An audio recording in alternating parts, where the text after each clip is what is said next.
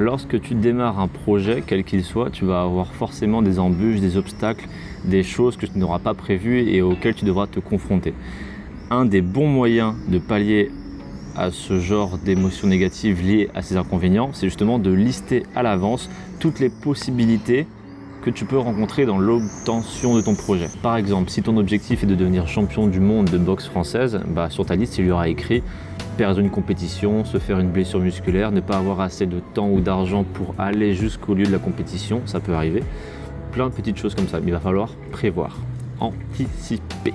Comme tu t'en doutes, la motivation, ce n'est pas quelque chose qui est indéfini, c'est quelque chose qui est plus dans l'ordre de la pulsion, quelque chose qui est éphémère et intense. C'est pour ça qu'on va se lancer en général grâce à la motivation. Non, ce qui va te faire perdurer dans le temps, malgré les obstacles et la compréhension du processus, c'est la discipline.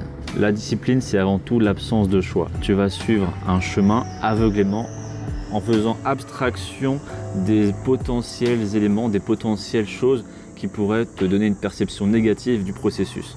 En général, quand il t'arrive des bricoles, tu vas perdre en motivation et tu vas avoir des émotions négatives qui vont remonter en mode « ça, c'est pas bien, je me sens pas bien à cause de ça, je vais arrêter parce que ça me met dans un mauvais état, un mauvais mood ». Lorsque tu es discipliné, tu n'as pas à réfléchir car tu n'as pas d'option, tu le fais, c'est tout. Après, avoir une bonne discipline, ça demande beaucoup de travail et tout le monde n'a pas forcément fait ce travail ou n'est pas prêt forcément à faire ce travail. Donc, que peut-on faire si malgré cette discipline ou plutôt ce manque de discipline, notre motivation baisse? 3 étapes. Et je vais m'aider d'une métaphore physique en montant les marches à chaque étape pour vous faire comprendre l'évolution du processus. La première étape est de comprendre ce que cette baisse de motivation a comme effet sur toi.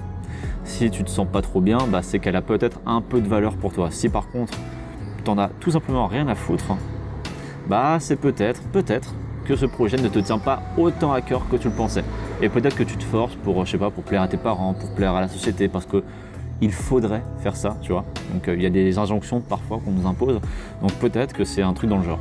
Maintenant, si tu ressens vraiment au fond de toi un mal-être intérieur, alors ça c'est un bon indicateur pour dire que ce projet te nourrit et te grandit et qu'il faut que tu poursuives dans cette voie. Maintenant, le risque avec ça, c'est qu'en général, quand tu as une baisse de motivation, ça te rend aveugle sur justement cette situation.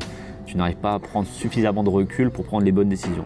En général, la fuite va être une option très agréable sur le moment, sur le court terme, parce que tu vas justement fuir la situation inconvéniente, tu vas fuir le mal-être, tu vas fuir les tensions, tu vas fuir les insécurités, tu vas fuir toutes les résistances au fond de toi qui font que tu es dans ce mal-être.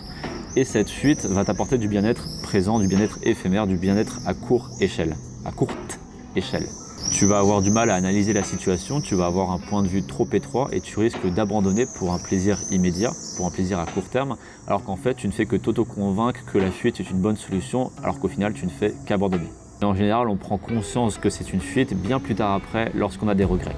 Donc comment faire pour avoir assez de recul sur cette situation et ne pas se laisser, on va dire, pas corrompre, parce que c'est pas non plus le mot, mais du moins influencer par ces émotions négatives qui focus sur le mal-être présent et immédiat.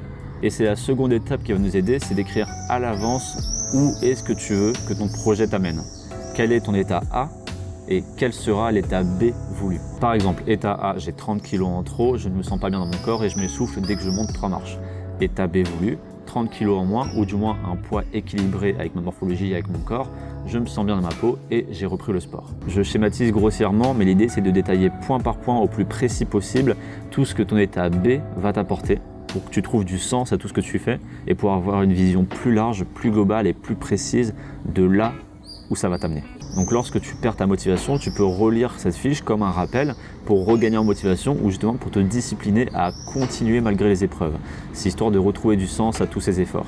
Et la dernière étape, c'est justement l'inverse. C'est d'écrire une fiche comme pas un rappel mais plus une mise en garde de là où ton objectif va t'amener si tu ne l'accomplis pas. Ou justement là où ton non-objectif, le non-accomplissement de ton objectif va t'amener. Écrire la pire situation possible, une situation qui te fait tellement peur que rien que de la lire, tu as un vrai rejet intérieur. Exemple d'état B avec la situation précédente, au lieu de perdre mes 30 kg, j'en ai pris 20 de plus, je suis devenu obèse, je n'ai plus de contact social, je ne fais plus de sport, je reste chez moi isolé, j'ai des crises de panique, des crises d'anxiété, je suis tombé en dépression et je commence à avoir des pensées suicidaires. Ça, c'est un exemple type des pires situations qui puissent arriver si tu ne te prends pas en main. D'un côté, la clarté de ta vision pour savoir où tu vas si tu décides de te battre et de réussir, et jusqu'où ça peut t'amener. Et de l'autre, la clarté de ta défaite si tu décides d'abandonner maintenant. Ce sont deux petits hacks qui marchent super bien parce que ça te permet de prendre vraiment du recul sur ta situation et de voir tes fiches comme d'un point de vue extérieur, au lieu de te focus sur l'instant présent où là tu peux être chamboulé émotionnellement. Après, si malgré ces deux fiches, tu n'arrives toujours pas à entreprendre l'action, malgré le besoin ou l'envie ou le manque, c'est alors que ton objectif est soit pas assez détaillé, pas assez précis, ou alors que l'objectif ne te tient pas autant à cœur que tu le penses. Je vais te donner un exemple personnel très schématisé et très court. Comme je t'ai dit, il faut vraiment que ce soit bien détaillé, bien précis. Mais en gros, c'est ça. Si Canapé Rouge fonctionne comme je le veux, je toucherai à peu près 10 000 € par mois. J'aurai plus de temps pour voyager, plus de temps pour ma famille. Je pourrais vivre en autonomie, indépendamment. Je serai libre financièrement et je pourrais vivre de ma créativité, de mes conseils et de mon business. Maintenant, si Canapé Rouge ne marche pas comme je veux, je devrais sûrement retourner à un travail d'esclave que je déteste, sûrement que je vais tomber en dépression avec des crises de panique et je vais être malheureux et peut-être même que je vais devoir retourner vivre chez mes parents dans un bled que je déteste. Je n'ai jamais abandonné mon objectif.